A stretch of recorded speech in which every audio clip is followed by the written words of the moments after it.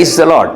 యేసుక్రీస్తు నామములో మీ అందరికీ నా హృదయపూర్వక వందనాలను తెలియజేస్తున్నాను.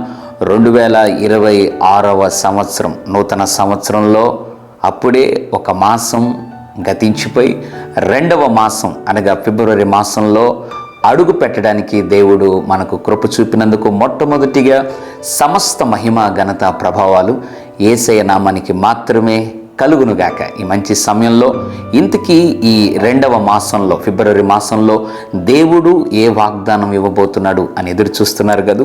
అవును, ఈ ఉదయకాల సమయంలో ఈ మాసం కొరకై దేవుడు ఒక అద్భుతమైన వాగ్దానాన్ని ఇచ్చి మనలను బలపరచాలని ఈ 1వ తారీఖున ఆశపడుతున్నాడు. ఏంటి ఆ వాగ్దానం?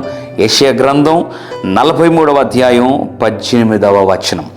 మునుపటి వాటిని జ్ఞాపకము చేసుకొనకుడి. ఒక మాసం అయిపోయింది, ఇంకా అద్భుతం జరగలేదే, దేవుడిచ్చిన వాగ్దానం నెరవేరలేదే అని ఆశపడుతూ ఎదురు చూస్తూ నీ జీవితంలో బాధపడుతూ ఎప్పుడు నెరవేరుతుందా అని ఎదురు చూస్తున్నావా? దేవుడు చెప్తున్నాడు, ఏం మించిపోయింది లేదు, మునుపటి వాటిని జ్ఞాపకం చేసుకోవద్దు. ఇంతవరకు నీ జీవితంలో జరిగినటువంటి ఏ భయంకరమైన ప్రతికూల పరిస్థితులనైనా నీవు జ్ఞాపకము చేసుకోకుండా ఇంకా దేవుడు నా జీవితంలో గొప్ప కార్యం చేస్తాడు అని నిరీక్షణ ఉంచగలిగితే కింద ఉన్నటువంటి వచనం రాయబడిన మాట, నూతన కార్యం దేవుడు నీ కుటుంబంలో, నీ పిల్లల జీవితంలో, నీ వ్యక్తిగత జీవితంలో, నీ వ్యాపారంలో తప్పకుండా చేస్తాడు. ఈ మాసం దేవుడు చెప్తున్నాడు, మునుపటివి బిడ్డ జ్ఞాపకం చేసుకోవద్దు, ఈ మాసంలో నూతన క్రియను నేను చేయబోతున్నాను. నమ్ము, విశ్వసించు, దేవుని గొప్ప కార్యాలు నీ కుటుంబంలో నీవు చవి చూస్తావు. పరిశుద్ధుడా, ప్రేమగల తండ్రి, నీకు వందనాలు.